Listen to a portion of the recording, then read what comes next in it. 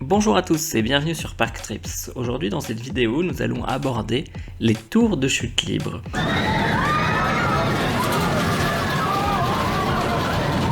Ces tours sont composées d'une nacelle avec des sièges allant de 6 jusqu'à 40 pour les plus grandes et fait des mouvements le long d'une grande tour métallique de haut en bas.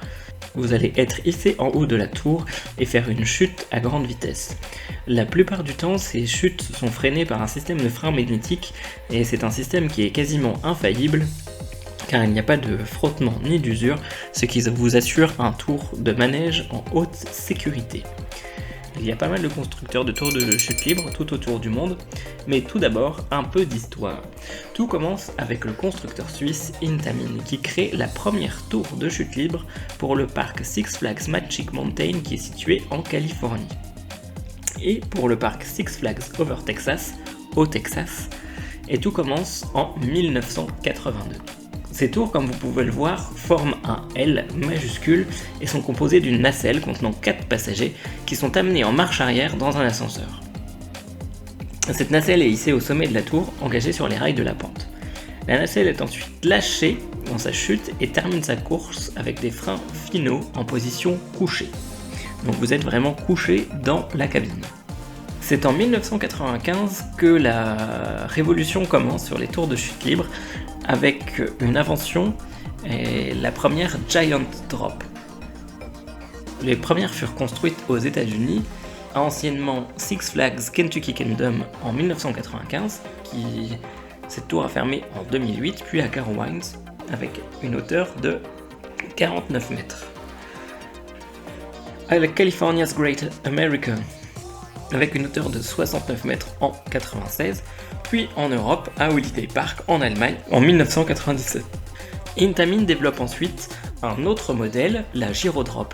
Il s'agit là d'une nacelle qui tourne autour de son axe pendant l'ascension, donc il permet d'avoir une vue à 360 degrés du parc d'attractions. Et la première a ouvert à Lotte World en Corée du Sud en 1998 avec une hauteur de 70 mètres.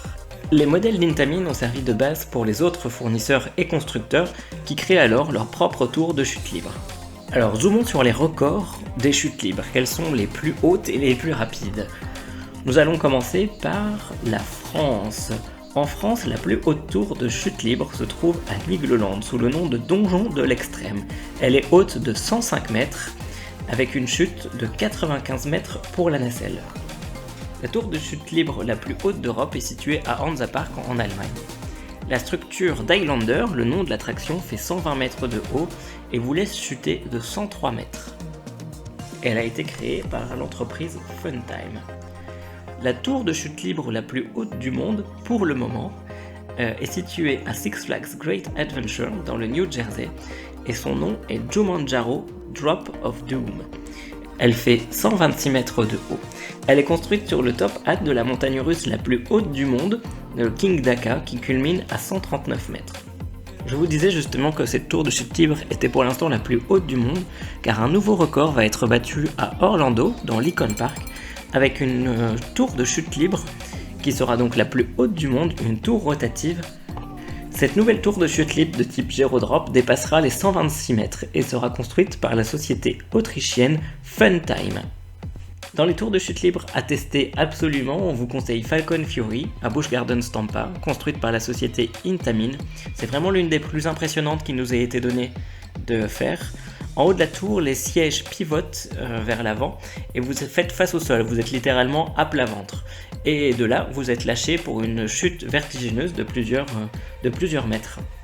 Enfin, comment ne pas citer la Tour de la Terreur que vous retrouverez dans les différents parcs de Disney à travers le monde. Il s'agit d'une collaboration Disney avec le constructeur d'ascenseurs Otis. Et ce concept particulier a été développé en interne par les imagineurs de Disney et les techniciens de chez Otis. Donc nous avons dans le monde 4 tours de la Terreur, et avec 4 versions qui sont devenues maintenant complètement différentes, avec une hauteur maximale de 66 mètres et des chutes qui font environ 40 mètres, où vous êtes tiré vers le bas plus rapidement que la gravité et vous décollez de votre siège.